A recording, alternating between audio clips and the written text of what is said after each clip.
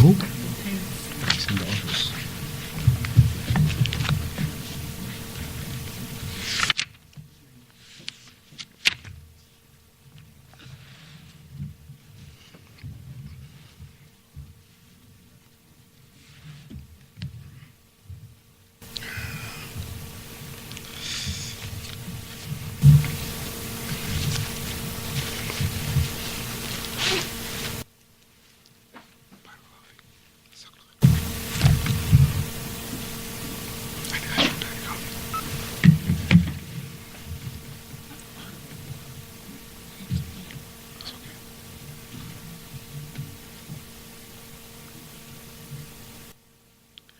بسم الله الرحمن الرحيم وصلى الله وسلم على محمد وعلى آله وصحبه أجمعين وبعد فإن أصدق الحديث كتاب الله وخير الهدي هدي محمد صلى الله عليه وسلم وشر الأمور محدثاتها وكل محدثة بدعة وكل بدعة ضلالة وكل ضلالة في النار أما بعد بإذن الله تبارك وتعالى tonight the 23rd night of the month of Rabi'ul Awwal 1440 after the hijrah of the Messenger alayhi salatu wassalam.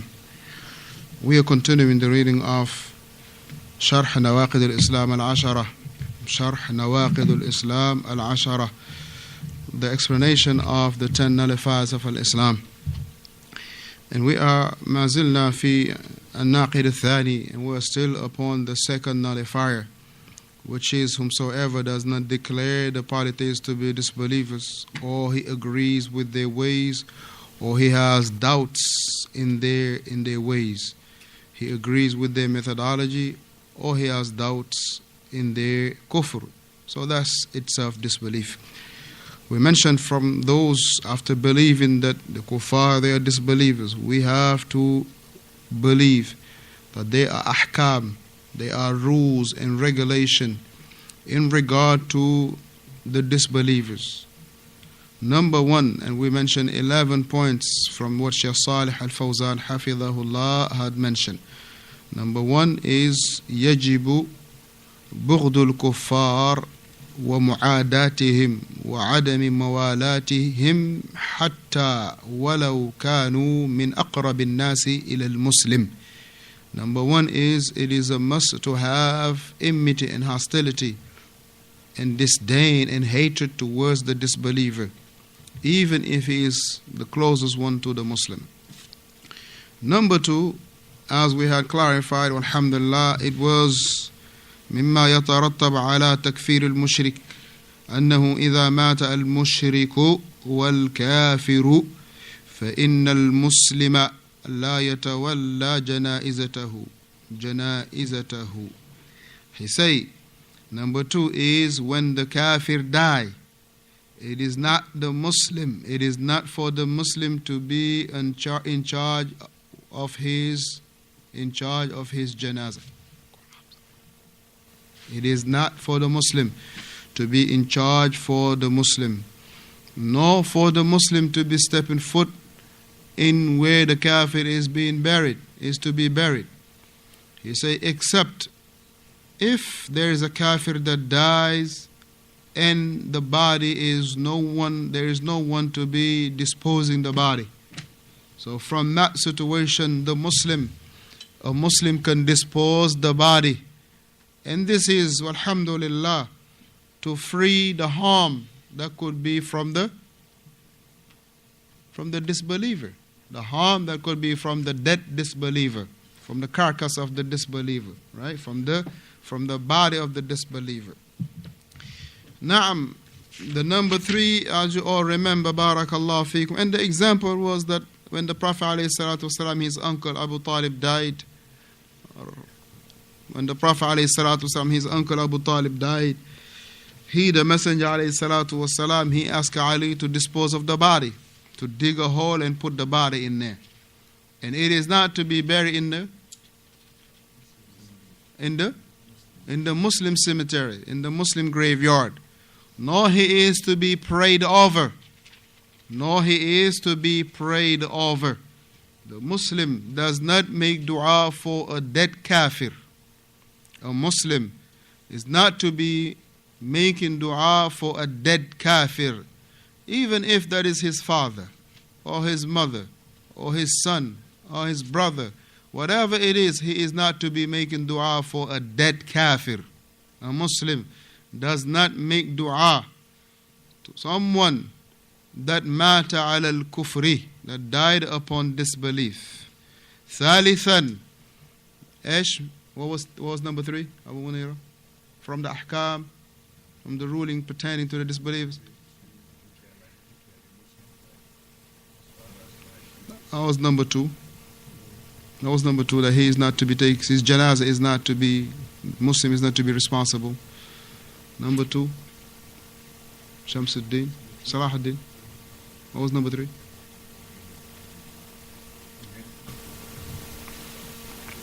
Number 3 is very good. Number 3.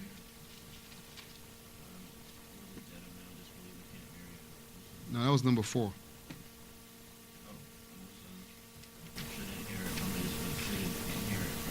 Very good. Very good. That the Muslim is not to inherit from the disbeliever or vice versa. A Muslim is not to inherit from a disbeliever or vice versa. A Muslim is not to inherit from a disbeliever or vice versa. A Muslim is not to inherit from a disbeliever or vice versa.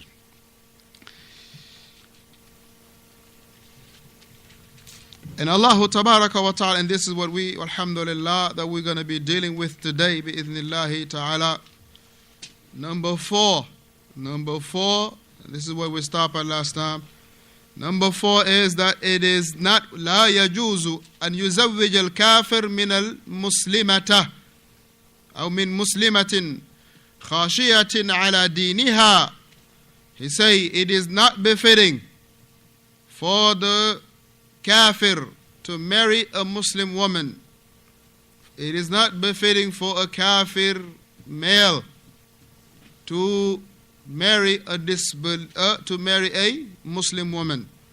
It is not befitting for a Muslim to marry her daughter or his sister or his mother to a kafir male. It is not permissible. And the ruling or the wisdom behind it is khashiyata ala diniha, fearing for her deen. Fearing for her deen. Fearing for the deen of the Muslim woman. Because indeed, the man has a what? Has some type of influence over the woman. Even though the opposite is there too. Even the opposite is there too. And you find individual claiming Salafi or claiming the Sunnah and going to marry from the extreme Sufi. And except that you will find that they will, barakallah fikum, what that which they used to hate for Allah, they will turn around and start loving it. Or that which they used to disagree, firmly based upon principles, that you will find them, they start agreeing with that, based upon shubuhat. Why? Because the woman is someone that believes in this tasawwuf. Alaykum salam rahmatullah. Because the woman is someone that believes in the tasawwuf. And this is something that is waqi', something that we're seeing happen. Going to the murid and marrying them. Now you start going to the masajid. Now you start agreeing with their ways. But before, you will not even talk about them. You will not even pay them any mind. But because you marry one of their women, now you start going to their masajid. By the time you start celebrating the same celebration that you used to call bid'ah. Now you're going to start celebrating limadha because of the influence of the woman. So here the man is not, the Muslim woman is not to be married off to a kafir male. Limadha, because of fearing for her religion. Fearing for her religion. Fearing for her religion. He say, لِأَلَّا تَكُنْ تَحْتَ سُلْطَانُهُ, so that the woman will not be under the authority of a kafir male. For the woman will not be under the authority of a kafir man. Turn it around. MashaAllah. Allahumma barik. So the woman will not be, right? The woman will not be under the authority of a kafir man. If the woman is under a kafir man, listen, it is easy for the Muslim to say, nobody could cook pork in my house, rather than the woman to say, nobody buy pork in here. Right?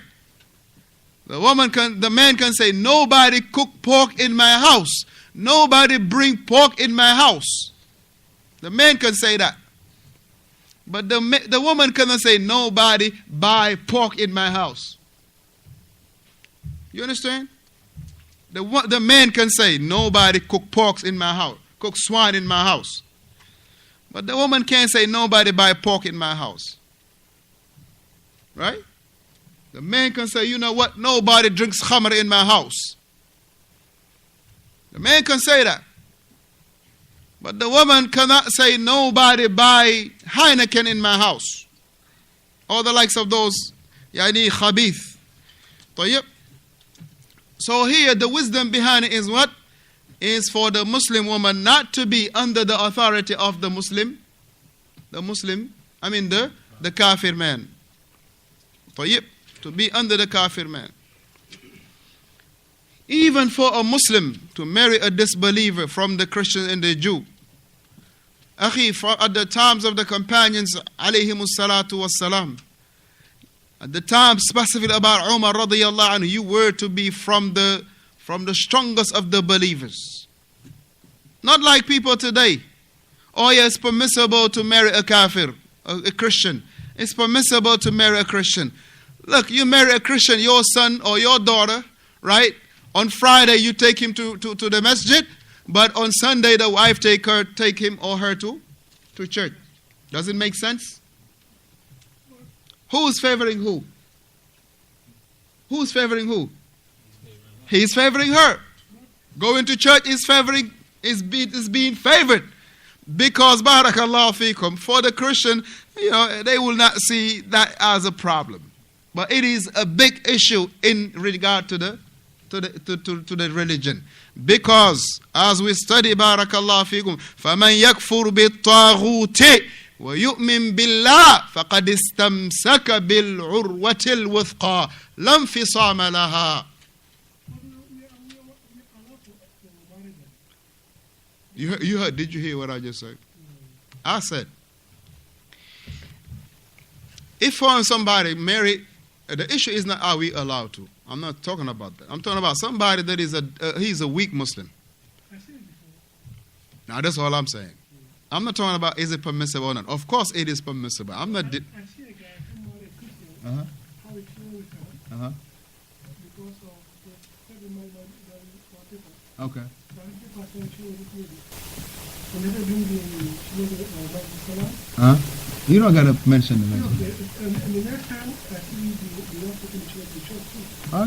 Okay, he was very concerned about that. Listen. Tell the man this is his fault. No, after that, when the man came to the masjid, he was crying. Listen, it's too late. Crying for what? It's too late though. You know, the man told him to go to Hajj and come back. To go to where? Hajj. That's where the Imam told him? Like after going to Hajj and come back. And bring the children to the masjid. Because they for him. He came back to after. He was coming to play her. Listen, Allah, that's very funny what you're saying. From both angles. Alhamdulillah, the individual, he went into something for something, and now he get what he get, and everything has a price. Right? Everything has a price, barakallahu feekum. As a Muslim that is struggling in their religion, they don't need but somebody that is strong in their religion. If somebody is struggling in their religion, they don't need but somebody that is strong in their religion. If a Muslim is struggling in their religion, listen, if a Muslim don't go to the masjid but on Eidaini, you think he should marry a Christian? If a Muslim doesn't come even to the Salatul Eidaini, if a Muslim is ashamed to represent his religion, do you think he should marry a Christian?